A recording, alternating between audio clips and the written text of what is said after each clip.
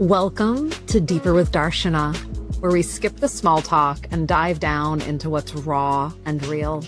Pleasure, shame, justice, power, healing, liberation. These essential aspects of our human experience are among my favorite topics to explore, and I'm inviting you to join me.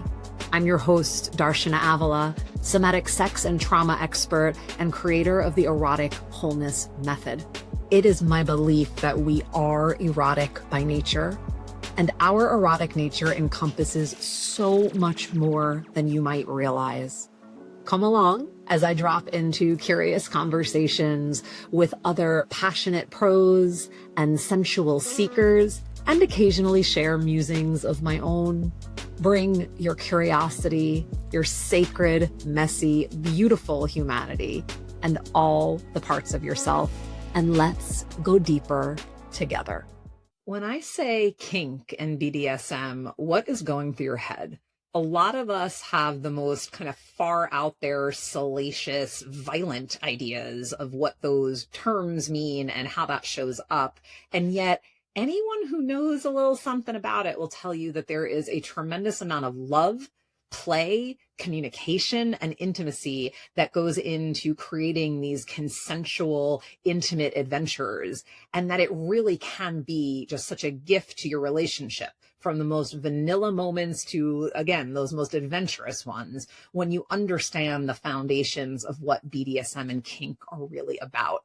Today, I'm in conversation with Shelby Devlin, who is a BDSM coach and kink educator with more than 2 decades of experience. She holds a master's degree in sexual studies, an advanced certification from the Somatica Institute, and she brings such an incredibly honest take to this discussion that I know you're going to love it.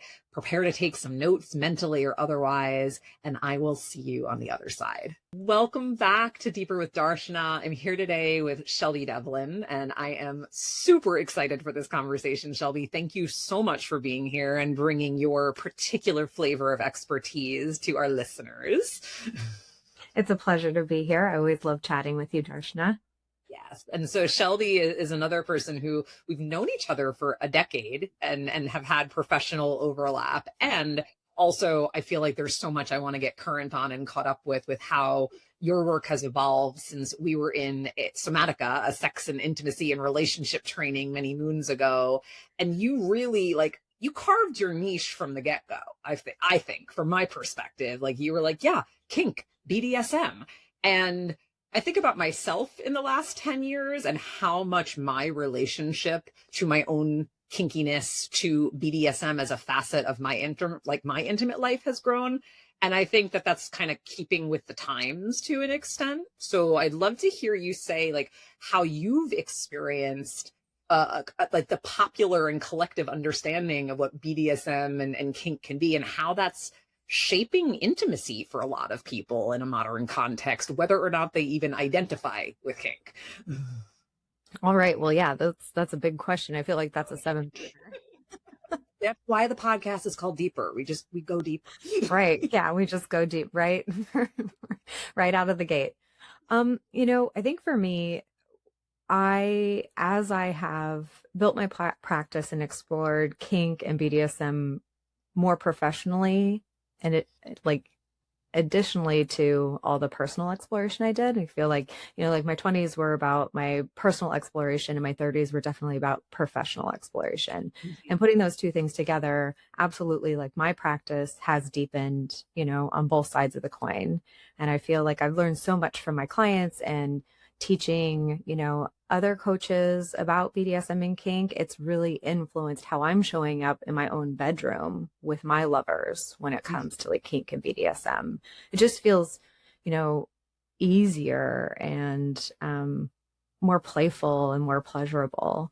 And I think that's kind of when you kind of zoom out around BDSM and our greater culture, I think since BDSM has become more visible, in pop culture, and it's part of the sexuality discourse in a greater way than it ever has been, it's created this kind of window into sexuality and intimacy for everyone that demonstrate that there's more out there. There's more possibility. And I think when people see, people that don't identify as like kinky or into BDSM, when they see depictions of BDSM, sometimes they could be a little nervous or confused, but most often than not, what I'm finding is that people are turning to BDSM because they want more from sex and intimacy. And there's a belief that like, oh, BDSM and kink is like about having more. And that is certainly true. To some extent, it's about more pleasure and more connection and more communication and deeper consent, right? And maybe more activities as well. But I think that's what people are taking away from BDSM in this current climate is like wanting more from sexuality and turning to kink to get that more. Mm-hmm. Yeah. As you were sharing that, the image that came to mind for me or the reference point was like once upon a time, all we had were silent black and white movies. And then there was audio, and then there was color, and then there was, 3D and animation and all this stuff. And so I feel like that's a beautiful metaphor for how sex and intimacy are getting to evolve through this added dimension, or even we could say dimensions plural, that BDSM and kink can bring into the mix. Let's maybe, for those who are listening that might not fully understand those terms even, can you give a working explanation of BDSM and kink for folks who are getting newly oriented or maybe just want to refine their understanding? Yes, absolutely. So the term kink basically means any sexual practice that is non-normative, and normative is statistically average, right? So anything that is, less than 30% of the or less than 50% of the population engage in, that is considered kinky, right? And so all BDSM is kink, but not all kink is BDSM. So BDSM practices are kind of an umbrella term for a tone of kinky activities. For those of you who don't know what the acronym stands for, B stands for bondage, which is sexual restraint. D is for discipline, which is energetic restraint. So it's like having rules, and then there's like rewards and punishments. Mm-hmm. D also stands for dominance, which is taking leadership in a sexual adventure. S stands for submission, which is kind of giving control to another person for the sexual adventure.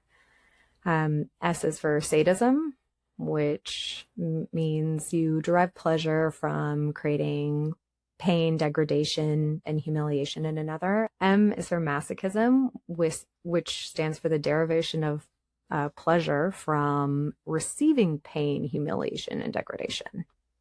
I love hearing that explained, even though I'm familiar with it, because I get to, like, as I listen, I'm like, oh, here's where I plug into that acronym, honestly, across the board. And I didn't know that about myself at one point in time. And I had a lot of judgments and misconceptions about what some of these roles were. I think a lot of that, not surprisingly, colored by highly sensationalized depictions in a pop culture context or in pornography, or things that might not be entirely inaccurate, but also are very one-dimensional and don't really belie the depth and the breadth of what goes into embodying these experiences and bringing these dynamics into relationship. I also want to go back to a word that I heard you use when you were explaining, and that was play. And I feel like a lot of people find that the notion of BDSM and kink scary and serious, when in actuality, I think most of us who have deepened into these explorations would almost categorically say, like, it's a form of play, whether that's play acting or, fun and enjoyment and bringing levity into things. So how do you help people like grapple with that like total like cognitive dissonance of like thinking this thing is so scary and serious, and then it turns out like we get to have a lot of fun here? Yeah, absolutely. Because you're right. Like the way BDSM is depicted, they really focus on pain and theatrics and, the dominant's power over a submissive, and it can look quite scary and dark. But essentially what BDSM is a really naughty game of pretend. We take a break from, right? We take a break from reality, and then we embody the roles of power, which is dominance and submission. right? And so we choose to embody these roles and we get to explore our darker desires or take a break from our real world. And for, however long, the scene lasts, we get to pretend to be someone else living in different rules. And then there are different activities, or ways that we can play to get that need met. But ultimately, BDSM and dominance and submission is pretend. Okay, so I'm curious about the use of that word. I both get it, like how it can be pretend, and also my experience personally is that I'm actually giving very genuine aspects of myself an outlet and an expression and a container, as opposed to it being all make believe. So how would you reconcile that? Like, because I'm not disagreeing that for some people, role play means like I'm pretending to be X, Y, Z. And for others of us, it might be an outlet to something that feels incredibly genuine and true to ourselves that just hasn't really had space to express. Yeah, no, I agree. And I'm not trying to diminish the experience or the container of BDSM and, dom sub relationships at all. Really what I'm trying to point out is that these naughty games that we play are a choice, and there are rules to the game, right? There's a container for the game in which we step into these roles, and the experiences are real. The desire is real. The pleasure is real. The intimacy is real. But the setup, the structure of the experience is something that we co-create together, and it is different from our waking life. The rules are different from our everyday life. So for instance, Darshana, when you submit to a partner or to I don't know if you have a primary partner right now. When you submit to a partner, you are making an agreement with that person that you're going to suspend the normal power dynamics of your everyday life. Because in everyday life, Darshana, you are quite powerful. And I know you to be assertive and ambitious and very much in charge of your life. And it tickles me to no end to know that you have a submissive side and you're not that same person. You're serving a different aspect of your personality, right? And so that's what I mean by pretend, is that we're suspending the rules of our life, right, to have this container experience. That distinction feels so helpful and so accurate. Like it's a time outside of time, if you will, or a pocket of space where, like, those rules that we're constantly enforcing, adhering to, upholding, creating, like they get to fall away, and there's this whole different ball game. And I know that consent is the beating heart of these containers. And on the one hand, consent is probably more central in mainstream lexicon than it ever has been. And I also think a lot of people's understanding of consent is very simplistic, like just because you say yes, and not necessarily understanding what really goes into establishing enthusiastic consent and having a lot of clarity. So how has BDSM culture had an influence on that wider conversation about consent and understanding of it, whether or not you're engaging in overtly kinky activity or not? Like, how do you see that coming into people's experiences? That's a great question.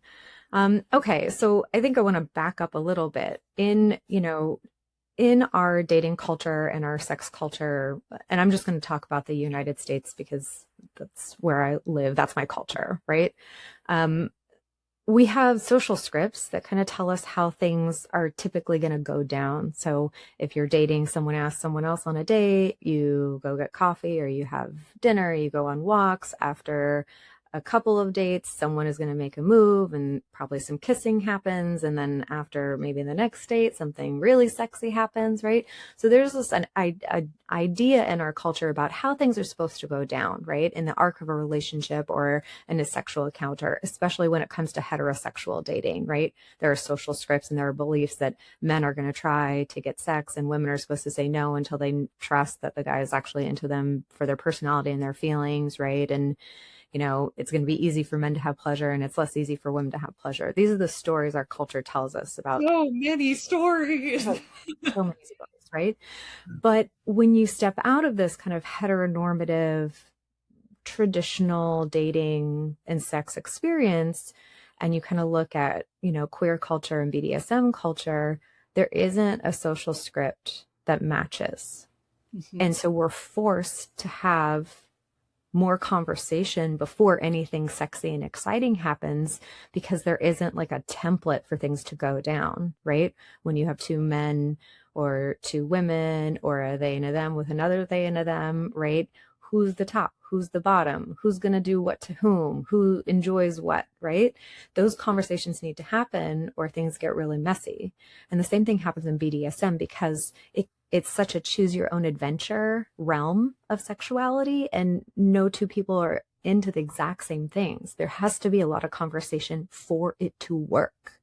And so since queer culture and BDSM culture have cultivated this consent, and communication culture, when, heteronormative culture kind of caught up with the Me Too movement, there was already a template for what clear consent looks like, because a lot of people have been doing it for decades. Right?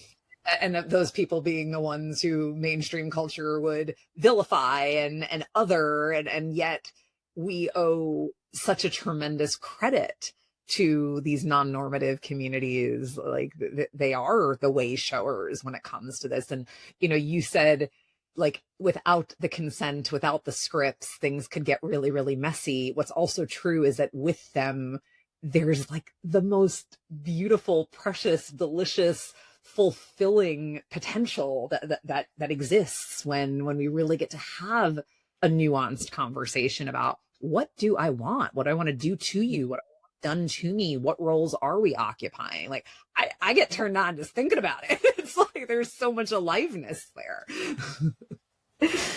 Yeah, I mean, there is so much potential, when we feel safe and heard. That's the only time we can truly surrender, is when we trust that the person in front of us is going to hold space, right? We don't force people to surrender into submission. We lead them there.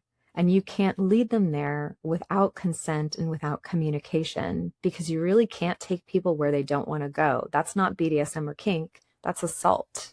Mm-hmm. Right. Right.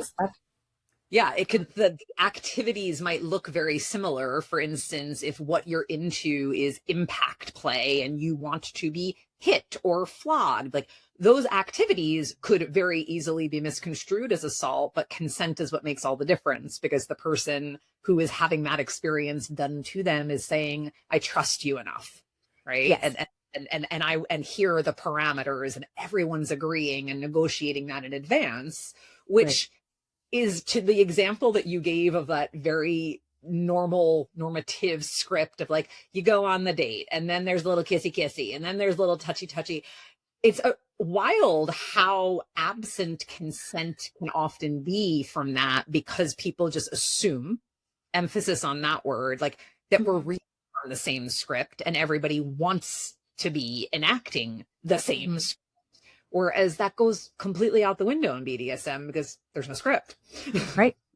Yeah, there is no script, How do you teach people about establishing consent? Like if we just take this down to like brass tacks and assume that somebody listening knows very, very little about this or doesn't feel confident in it, how do you help people orient to and grow confidence with establishing consent in an intimate context? I mean, it's complicated, and everyone's at different levels of understanding consent and being capable of communicating. I think the main issue with consent is that people don't know how to communicate around sex and intimacy, and they feel really self-conscious, and they don't know how to say things in a way that other people can receive. And that seems to be the biggest barrier to creating a consensual dynamic. I think when people aren't really concerned about the well-being and pleasure of another, consent and communication aren't really a priority, and they don't really care that they don't have those skills. But when you do really care about someone's like pleasure and fulfillment in the sexual context, then you do want to be able to like create good communication and consent. Yeah. And so, when we're talking about consent, I break it down into kind of a couple different flavors. One is informed consent. And informed consent basically means you understand the risks of the activity, right? If I spank you hard, you might bruise, right? And so I ask people, like, do you want marks on your body? Are you neutral about having marks, or do you not want marks, right? If someone doesn't want marks and they're telling me to hit them harder, and I pause and say, you told me that there's a boundary around marking your skin, so I cannot safely hit you harder. If you want to renegotiate, then we can pause the scene, right? So we're not going to renegotiate in the middle. But sometimes people don't really understand that there is a risk for what they're doing. Not like, life and danger risk, but there can be emotional risks as well if people don't understand, how they're going to respond emotionally or physically. Yeah. And in that example you just gave, like, there's something so loving in you as the one who is doing the hitting, doing the spanking in said instance, like holding that person's boundary with them. Maybe even we would say for them, like, and help them to understand, like, the implications and the depth of the experience. Because a lot of us, whether we're speaking about a spanking or any other thing, we don't always know where our boundaries lie until we come up against it. And I think that's the embodied learning experience that a lot of people are craving, but not necessarily having the containers for, not necessarily having the guidance for. Like, how can I safely come up against and approach what might be my boundary and discern in a real lived experience? Like, is this it for me? Do I want more? Do I need to back off from here? And yeah, like, it sounded very, I'm going to use that word again. Like, it felt loving to me to hear you hold that, even as an example. Oh, I'm really happy to hear that. I do try to approach BDSM with a lot of love. People are trusting me with their safety and their well-being, and I want to be deserving of that trust. And people do make it hard sometimes. And that flips a lot on its head. Like, assuming that the person who is the sadist, the dominant, the doer, if you will, in any dynamic, assuming that there is some kind of like coldness or cruelty, as opposed to it being a very like loving and caring role to be in. And it doesn't mean you might not take on the energetic of like the stern mistress or whatever the character or the archetype is, but underneath that, there's a lot of care if you're taking that role on in earnestness. And I think a lot of folks don't know that that's possible. No, because we don't see those depictions in pop culture. But before we talk about that, let's wrap up consent. Yes. Sorry, I can go on a million tangents with you, Shelby. No, totally. I get it. I mean, we could get lost. We could have a 5-hour podcast, which would be really fun for us, I'm sure. Multiple parts. You'll bring Shelby back. Okay, so this second part of consent is enthusiasm. And so what this basically means is if someone says, hey, do you want to do this thing? Can I spank you? And the other person's like, yeah, let's do some spanking. That's enthusiastic consent. But if I ask someone if they want to be spanked and they're like, well, if you want to, I guess. That's not a yes. That's someone who can't say no or is afraid to disappoint me. Right?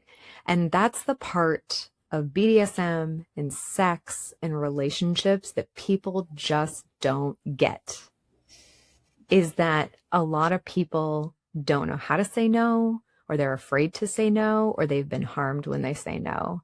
And so someone going along with a dominant, who is asking for things that their submissive partner really doesn't want to give, that is not BDSM.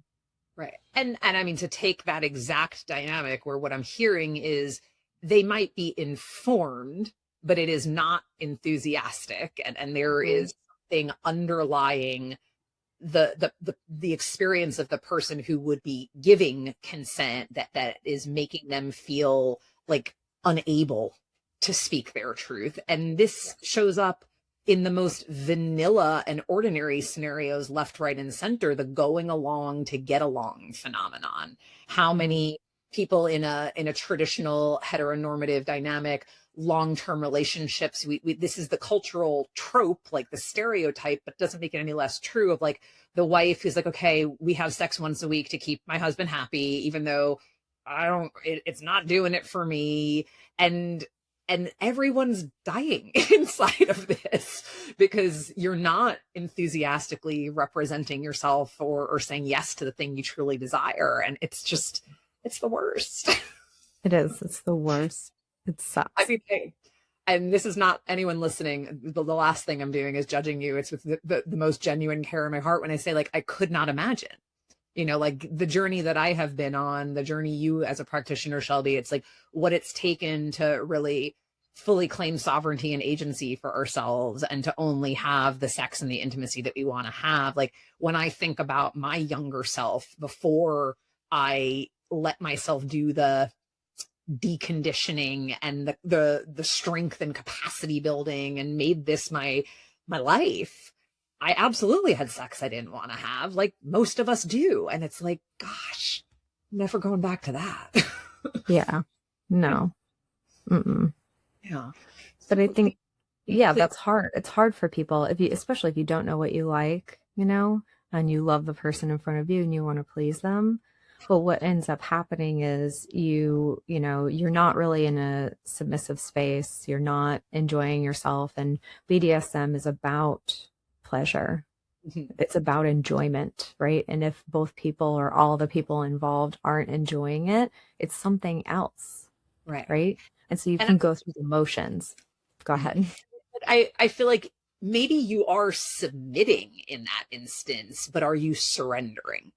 And I feel like there's a distinction between those words. Surrender to me is such an exalted state and such a deep empowered one, because I feel, again, that word, I feel safe. I feel trusting enough to hand my power over because I really do believe in the integrity of you as the one who might be facilitating an experience for me. I believe in the integrity of the container.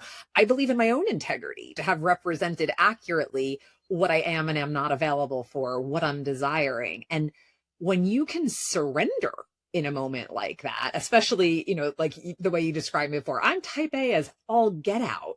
Like, so it is a rare joy for me to trust myself to another so deeply that I can access a genuine state of surrender. And there's a distinction because sometimes I feel like submission, if it's not done in full integrity, like it just compounds this kind of go along to get along phenomenon that we're speaking of. Absolutely. Absolutely. So we're here in the realm of power dynamics in this conversation, and that, along with consent, and I don't even know how, if they can fully be teased apart from one another, but power dynamics is present in any relationship, kinky or not, right? How does all that BDSM has given to us, like how does that help people become more conscious and conscientious of the ways that power is alive and thriving or not in relationships, instead of just like acting as if that's not what's going on?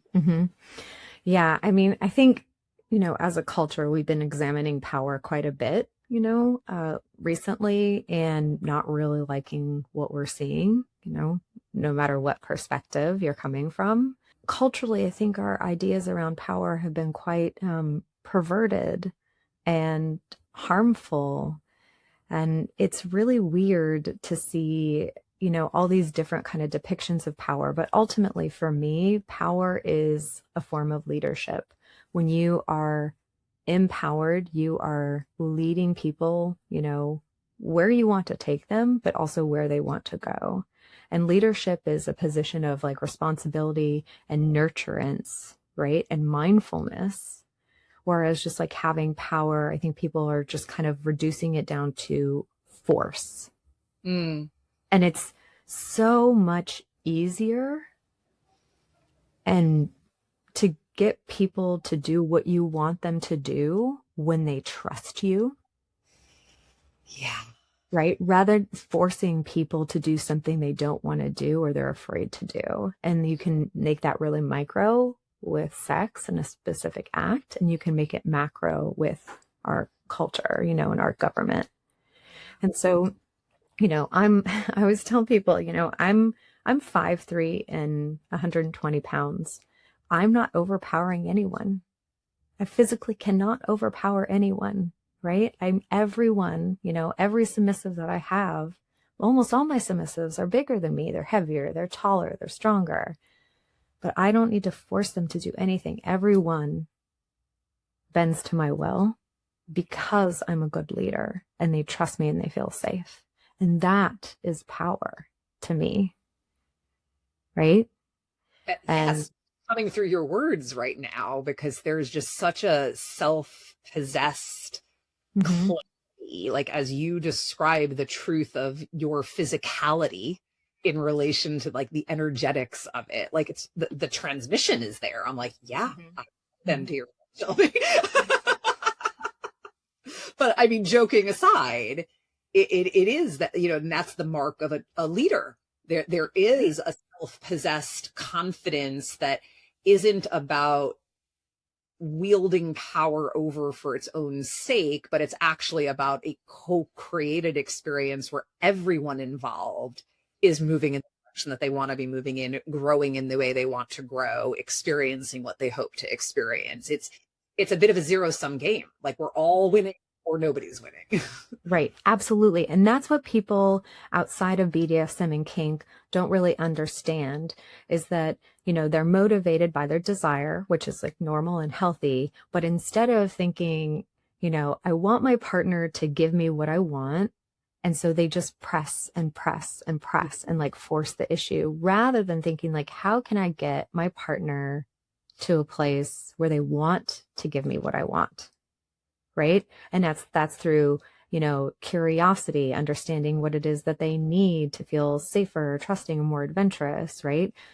Open communication, building intimacy and trust, being generous and making sure all of their needs are met. And when someone is feeling really sated, you know, and cared for, they're much more likely to feel generous and want to try something that you want to try. And that's really, yeah, I know, it's crazy. And that's where, like, you know, true power exchange is fruitful. And that's what people are not really applying, you know, I think in the past. And now as they have more language and skills with the visibility of BDSM and understand the, you know, communication and dominance is more leadership rather than force, they're, you know, having more sexual exploration and a little more capable.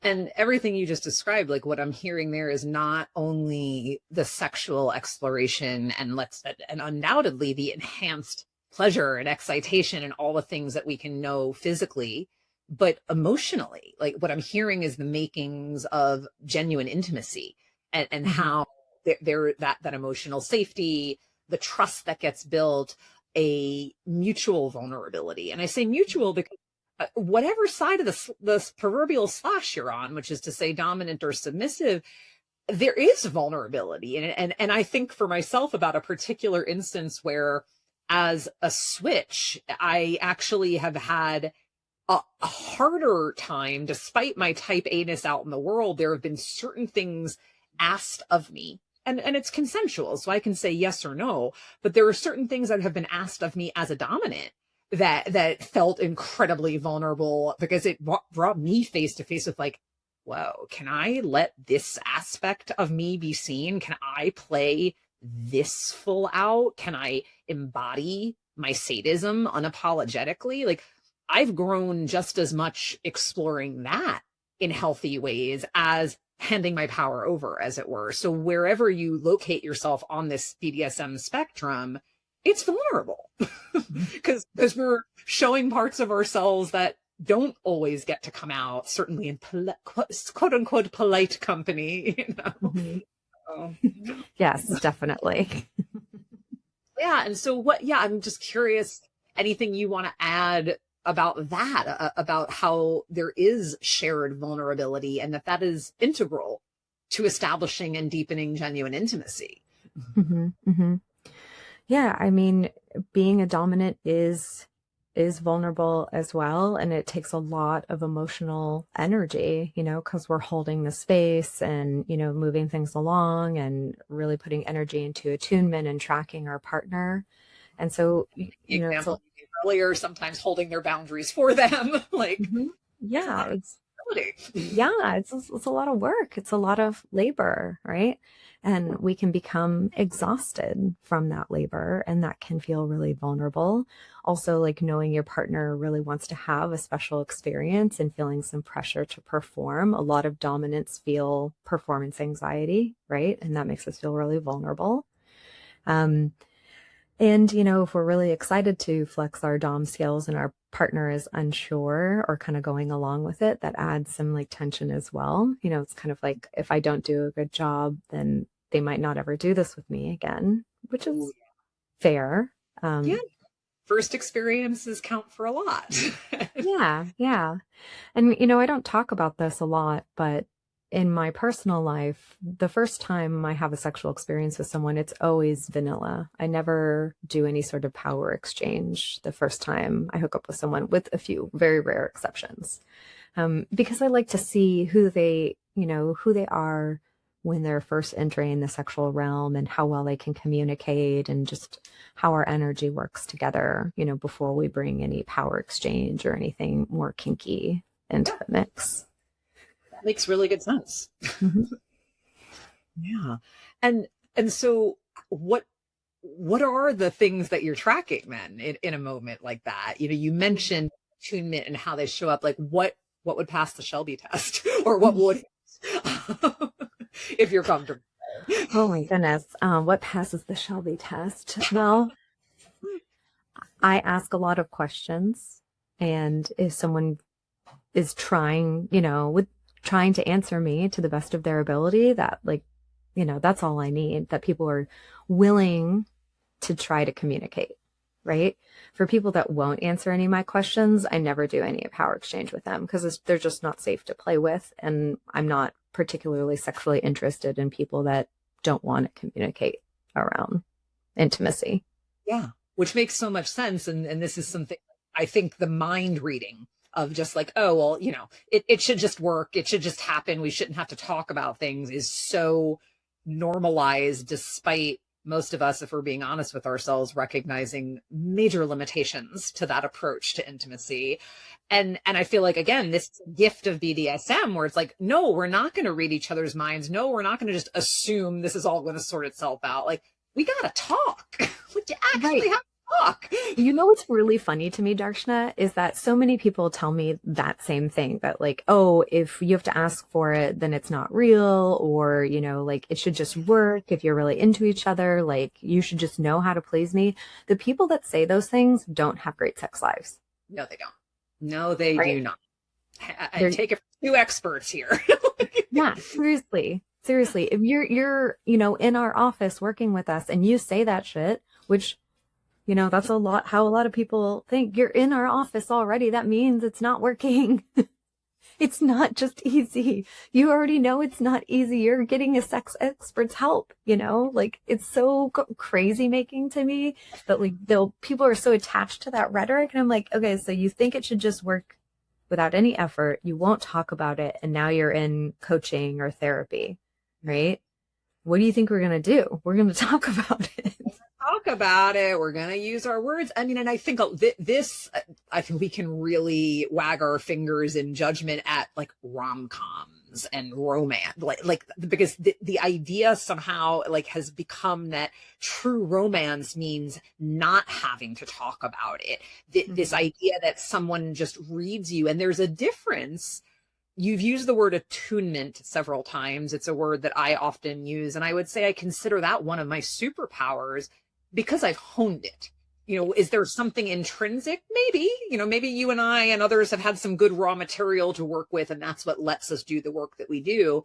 But certainly I know my ability to attune, my capacity for that is something that I am constantly refining. And why I'm using myself as an example for this one is also like, if I can do it, so can anybody else. So we can learn how to attune with our bodies, but you don't get there without using words. Like, so this idea that like everything is just your spidey senses, like, no, you got to talk. Yeah, I agree.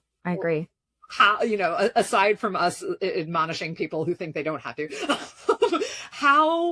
what are some of your ways, especially if you're working with a client more newly, for instance, like how do you help people let go of that romanticized notion that, oh, things should just fall into place, and actually find power in their words, or hand them over, as it were, in your case. I tricked them. That's oh, I love this. So there's some duplicity here. Let's hear about it. yeah.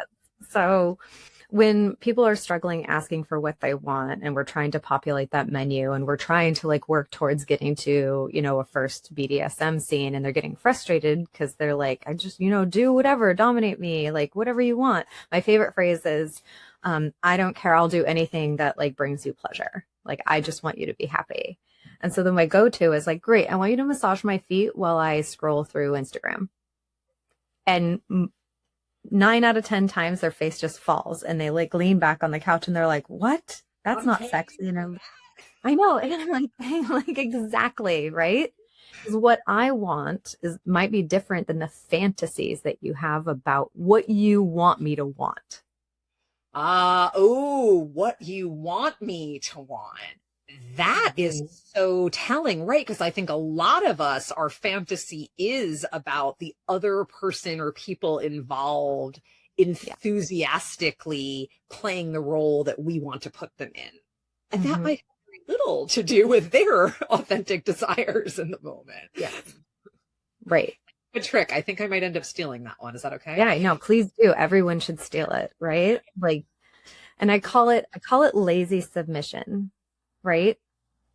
I want you to give me an amazing experience, but I don't want to answer any questions, and I don't want to do any work. I want you to just know how to please me. Right? And I'm like, great. I mean, we can do stuff. I know how to do things, right? But are they going to be the right things for you? Probably not, right? If I'm just, you know, guessing. Yeah. And so when I usually like, you know, do that, you know, offer them, like give me a foot massage while I play around on my phone, then I'm like, okay, so what do you really want me to do? You know, because you've already thought about what you want me to want. And then that gets the ball rolling. They're like, well, I don't want to do that for an hour. So how about this and this and this? And I'm like, oh yeah, those sound great. Like, we can do that. Right. Now we're getting somewhere. Now there's an actual negotiation that's happening. Right. And then after some time together, I can anticipate, you know, submissive's needs and create an experience without asking them a bunch of questions. But at the beginning of the relationship, I don't know them well enough to just like dazzle them right out of the gate. And that's where like some of the pressure for dominance comes in. You know, I think a lot of, you know, couples, when they're exploring BDSM, you know, the person who's dominant is like, I don't know what to do. You know, like I'm supposed to be dominant and take what I want. And then they start taking what they want, and their submissive partner's like, what the heck are you doing? You know, like, that's not sexy. You're doing it wrong. Right.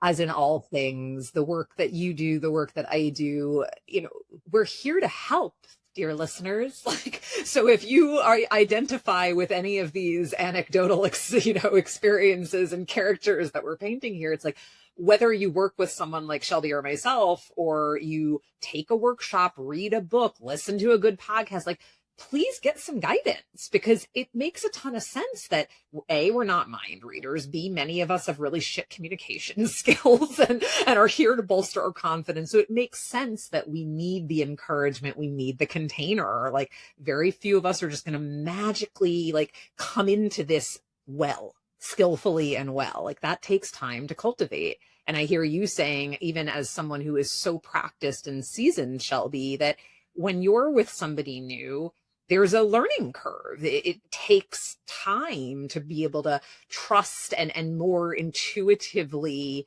co-create experiences together, because we have to get to know one another and how we dance together energetically, physically. Like, there's so much there. Yes. Yes to all of that. Yes to all of that. Okay, this is like, I do agree that there's at least 5 hours more of conversation to be had if we really wanted to go down rabbit holes. What I'm curious to know is if someone wants to get started exploring newly, whether that is, I definitely want kink and BDSM in my life, or I hear how some of these concepts could just help my very regular relational skills. Like, how do folks find you? What are the ways that you offer your gifts so people know where they can find you? Well, I mostly work privately with couples or individuals, anywhere from just kind of regular sessions, every other week to doing intensives, which is like a bespoke workshop, like 5 hours in one day, which is my favorite way to work because you get to like really go deep, and explore. But people can find me on my website, shelbydevlin.com. And I offer like, workshops in the Bay Area. I'm actually doing a workshop for sex educators in New Zealand this year, which is crazy. Yeah, so that's happening now. Working with a coach like myself or Darshana is a great way to build practical skills because often reading a book or, watching a few videos isn't quite enough. But if you're just hoping to integrate, some activities, having a conversation with your partner, asking them if they're interested and what they might get out of it and how to make it fun for both of you is a great place to start. You don't even have to start with a power dynamic. You can start with an activity first, right? And break it down and kind of dip your toe a little bit. I also want to say that I have a book coming out in December. It's called The Pleasure Protocol, and it's basically my whole method for teaching BDSM to novices, so it has all the information that you need to like what you need to think about, how to talk about things with your partner, how to plan a scene, how to troubleshoot when a mistake is made or somebody calls their safe word, right? It kind of breaks everything down and demystifies it. So it's not as salacious a read as a lot of BDSM books, but it is very practical and informative if you want to skill build. Okay, well, we will be waiting for that and we'll have to have a conversation closer to December. I can't wait for that one. Thank you for giving us a little preview. And we will have links to your website, your Instagram, and the show notes so folks can connect with you. Shelby, is there anything, whether it's an echo of something that we already talked about or something that we didn't touch on, that feels really important for folks to hear from you today? Yeah, I think I'd like to say that BDSM and kink is for everyone because ultimately pleasure is for everyone. We all deserve pleasure. We all deserve connection and care. And, we find it in different ways, but definitely in the sexual realm, it makes us feel really vulnerable and scared to be open. But once you overcome that barrier, there's like a never ending supply of connection and pleasure and well-being and adventure to be had when you can kind of bridge that gap. Yes, pleasure is for everyone. I love that. And many different ways to experience our pleasure. Thank you so much for helping folks to get oriented. I've learned a lot in this conversation, and that's the thing I love so much about this. Like, anytime I think I know all there is to know, which is never, like, there's always more, folks. Like, we get to constantly be a bit of a mystery to ourselves and one another and stay curious and open. So thanks for satisfying some curiosities here today and for your openness, Shelby. Dear ones listening, thank you for the gift of your attention. It is greatly appreciated. I hope you harvested a ton of gems from this one. And if so, please go ahead and like, subscribe, and share so that we can keep this podcast reaching more ears and more hearts. And I'll see you back here next week.